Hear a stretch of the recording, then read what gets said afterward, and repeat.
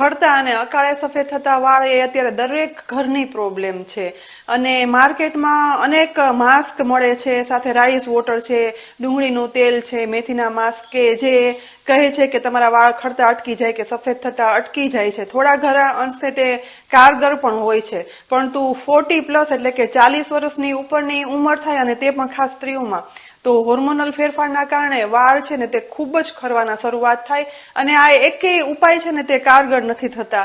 પરંતુ આયુર્વેદમાં આનો ઉપાય પણ છે. હું પોતે 2 વર્ષ પહેલા આ પ્રોબ્લેમ ફેસ કરી રહી હતી અને એ પછી મેં રેગ્યુલર તો તમારી સાથે હું જે તેલ બનાવું છું વર્ષોથી એની રીત તો શેર કરી જ છે, પરંતુ એ પછી મેં આયુર્વેદિક જાણકારી મેળવી અને જૂની આયુર્વેદિક ઔષધિનો ઉપયોગ કરી આમળાની આ સિઝનમાં કુદરતી રીતે એક તેલ બનાવ્યું અને તેનો ઉપયોગ મેં ગયા વર્ષથી શરૂઆત કરી.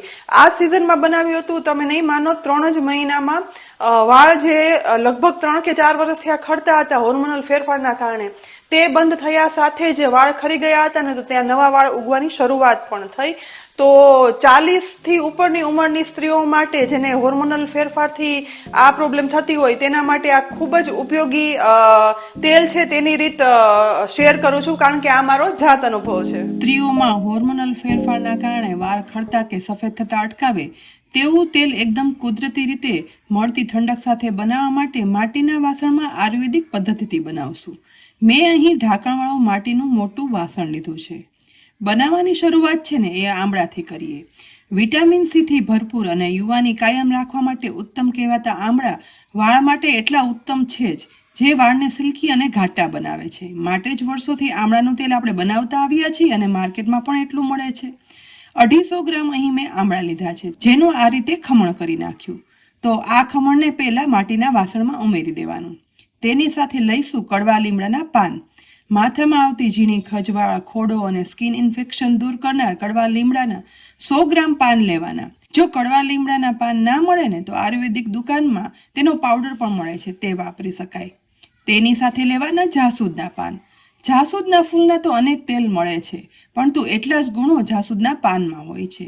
અહીં મેં એકદમ નાના અને કુમળા તાજા પાન લીધા છે. જાસૂદ છે ને તે વાળને ઘાટા મૂળથી મજબૂત કરી વાળને એકદમ મૂળથી કાળા કરી અને સિલ્કી બનાવનાર છે, તો તે 50 ગ્રામ જેટલા ઉમેરવાના. હવે આ તેલમાં ઉમેરશું મેઇન 3 આયુર્વેદિક ઇન્ગ્રેડિયન્ટ. તેમાં સૌથી પહેલા લેવાનો ભૃંગરાજ પાવડર એટલે કે ભાંગરા પાવડર.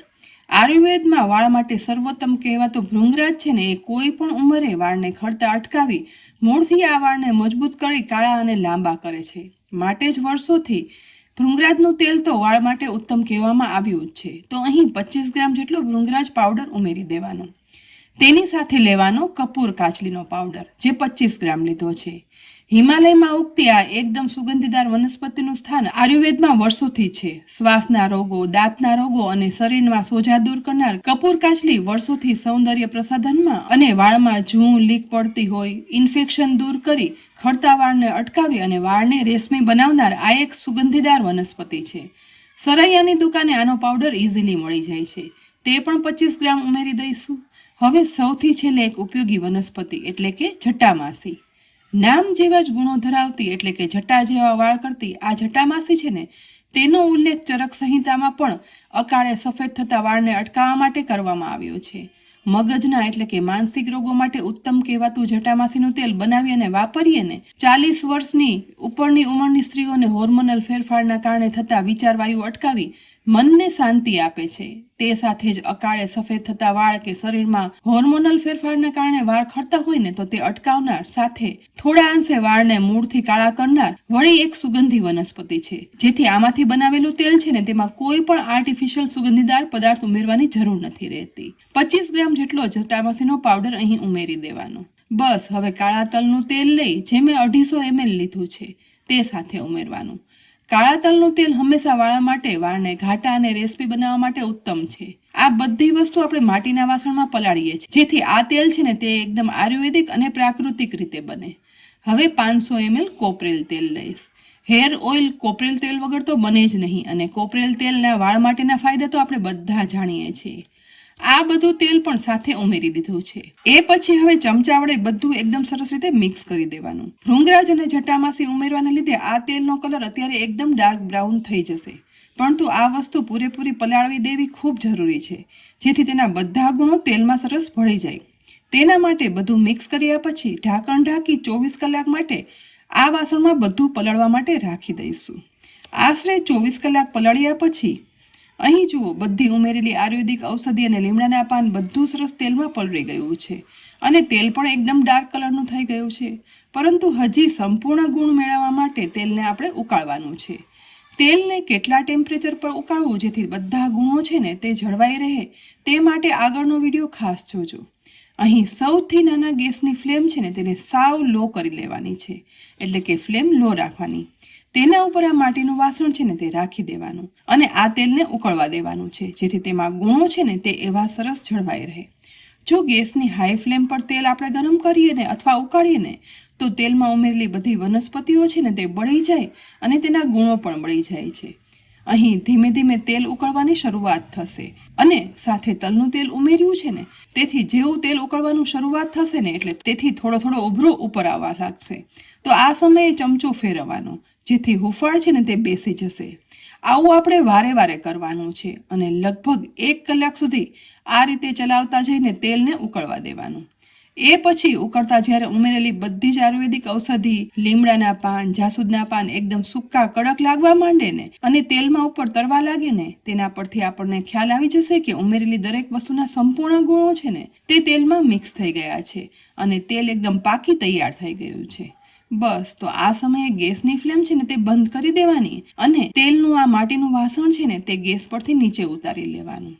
નીચે ઉતાર્યા પછી જુઓ, એકદમ ડાર્ક કલરનું આ તેલ લાગશે, પણ તો બન્યા પછી એકદમ ડાર્ક ગ્રીન કલરનું બનશે. તો આ તેલને હવે સાવ ઠંડુ થવા દેવાનું છે.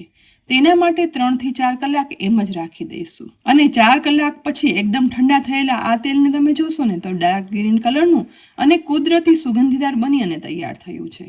આ તેલને ગાળવા માટે અહીં એક બાઉલ ઉપર હું ગળણી રાખી દઈશ અને તેના ઉપર આછું મલમલનું એક કપડું ગોઠવી દેવાનું.